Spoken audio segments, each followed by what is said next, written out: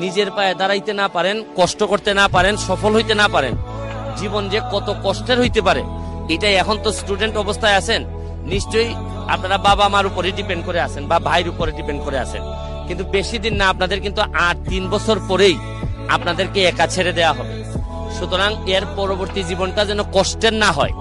এবং এখন তো বাবা মার সাথে থাকেন, মানুষ এখনো আপনার সাথে বেইমানি করা শুরু করে নাই। যেদিনই আপনি বাবা মার কাছ থেকে একটু সরে যাবেন, দেখবেন যে কি পরিমাণ এই বাংলাদেশে বিশেষ করে আপনি এত বেশি লোকজনের সাথে দেখা হবে আপনার, দেখবেন যে এরা কারণে অকারণে আপনার সাথ ছেড়ে যাবে, আপনার দুঃসময়ে আপনাকে ছেড়ে যাবে এবং আপনাকে একদম পথে বসাই দিবে। আর একটা কথা, লাস্ট কথা বলে যাই, ঘাম কখনো প্রতারণা করে না। যে জায়গায় পারেন ঘামের মধ্য দিয়ে যদি সফলতা অর্জন করতে পারেন, মনে রাখবেন আপনাকে দিয়ে কিন্তু ইতিহাস বদলানো সম্ভব। আমি জীবনে যত ঘাম ফেলছি, আমার কাছে মনে হয় যে আমার এমপি হওয়া, ব্যারিস্টার হওয়া, সফল হওয়া সবই আমি ঘাম দিয়ে যদি তুলনা করি, মনে হয় না আমার মতো ঘাম অন্য কেউ ফেলছে। যত লন্ডন থেকে শুরু করে বার করতে গিয়ে এই বিভিন্ন অড জব করা থেকে শুরু করে যে পরিমাণ ঘাম ফেলছি, এইটারই মূল্য আমি এখন পাচ্ছি।